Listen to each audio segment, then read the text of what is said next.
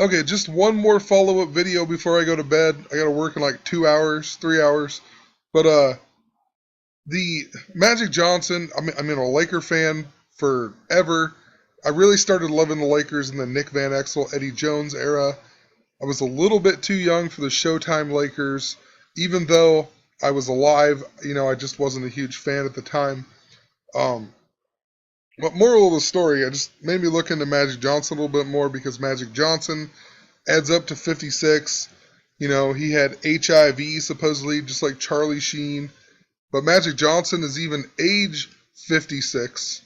Also, he abruptly retired in the year 1991. I talked about 91 being an elimination type number, a death number, whatever. 91 has just been. I talked about all of these in the previous videos. I mean, you can go back and look at all these recent ones. Paris terrorist attacks 91, Chicago Cubs loss 91. I mean, there's a ton of them.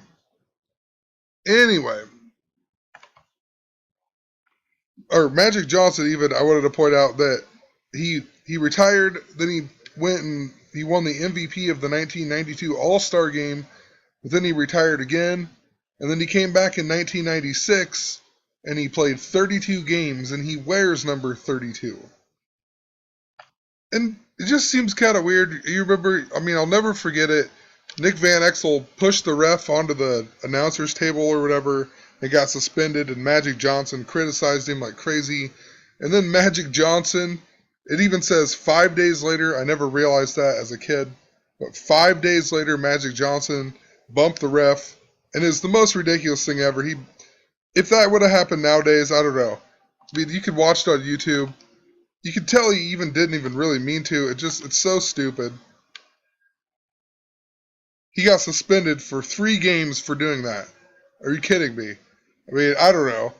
It's just pretty ridiculous. It's all fake, but I just find that really funny because I just remember that so much as a kid when Magic Johnson was a hypocrite. But the dates are really funny. 4/9, and then Magic Johnson did it 5 days later. 5 days later would have been. Come on. 5 days later would have been 4/14 or whatever, the same day Abraham Lincoln was shot. Anyway, I'm going to scroll back up here. So Magic Johnson's real name is Irvin Johnson. And in Gematria, Irvin Johnson is 65. Magic Johnson, 56, the mirror, just like Paris, France. Just like Osama bin Laden. Just like all of these ones, if you go back and watch my previous few videos. Anyway, I talked about, how it's all coded to Charlie Sheen. Him and Charlie Sheen now are big famous people with HIV, blah, blah, blah, blah, blah. But the funny thing is that South Park also made fun of an episode with Magic Johnson, or Cartman gets AIDS or HIV, but then cancer is the new drug, or the new bad disease or whatever.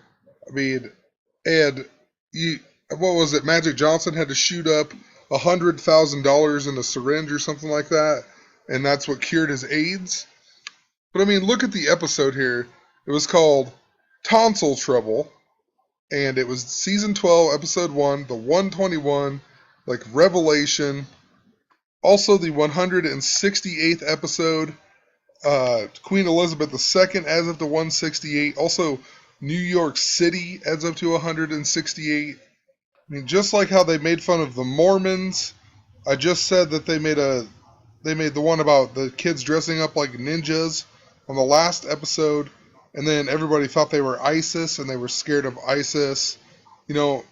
Great timing right before the Paris attack for that one to come out.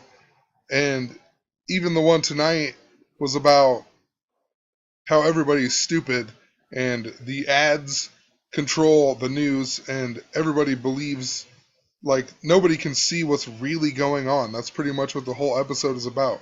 Really funny. I mean, it's so telling. That's why it's not necessarily funny. It's just telling.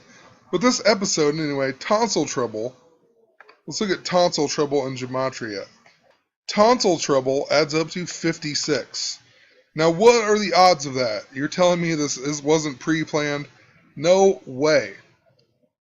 The episode is also making fun of the movie called Philadelphia.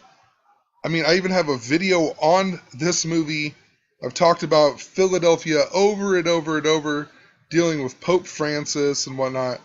Um, Even the very last episode, the one that was tonight, is the 265th episode.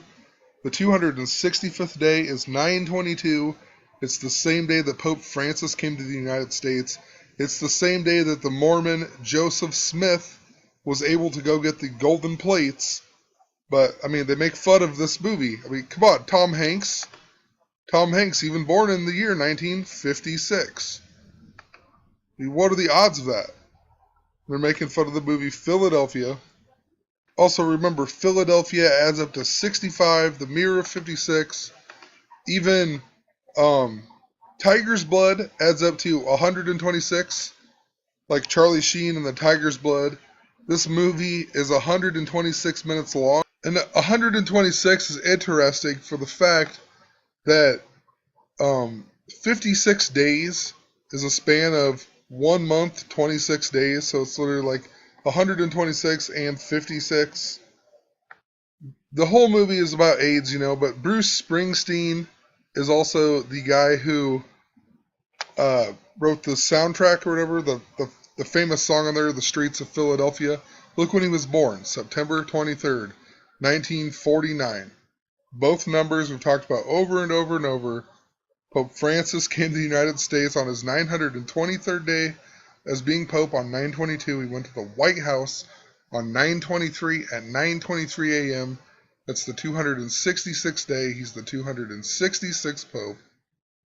Honestly, the only song that I know by Bruce Springsteen, or that I can think of every time I think of him, is Born in the USA.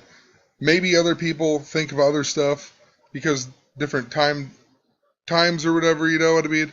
Born in the USA, literally only song that I know by this guy. I can't stand this guy. I don't know. I just don't like him. Never enjoyed his music. But, he also had a song, something to do with Sandy. The aurora is rising behind us. And, I remember talking about that or something a long time ago, dealing with Sandy Hook and the Aurora shooting. I mean, this guy, whatever. But look at Born in the USA. Born in the USA in Gematria, 56. What are the odds? I mean, how many times have I mentioned Nebraska? I mean, just ridiculous. This guy has an album called Nebraska. And I guess the theme of the album, or at least it says here, it's an album begins with Nebraska, a first-person narrative based on the true story of 19-year-old spree killer Charles Starkweather and his 14-year-old girlfriend, Carol Ann Fugate. First thing I noticed, his name's Charles, like Charlie. Charlie adds up to 56. We talked about the Charlie Sheen stuff. He announces he has HIV. Right when the movie Peanuts just came out. Charlie Brown, come on. There's tons of this. Prince Charles even will be king when Queen Elizabeth dies. But I just found it interesting. It says that he was executed 17 months later, and then his girlfriend served 17 years in prison before being released in 1976. This lady's even still alive, born in 1943. It talks about Nebraska. I don't know if she still lives in Lincoln. Who knows? But look at her name in Gematria. It adds up to 60, just like Lincoln, Nebraska, just like Abraham Lincoln, just like a whole bunch of other things that I've mentioned in the last 3 months. So, go figure that South Park, and this just adds even more proof to the whole Team America thing is coded to this. Because, come on. The odds of tonsil trouble adding up to 56, and they have an HIV episode, come on. And I was wrong. It's $180,000 shot into the bloodstream. $180,000 equals 149 in Gematria, just like Skull and Bones. So, whatever. Gonna end the video here. Something to think about. Just wanted to make another follow-up. Thought it was pretty crazy. Have a good night.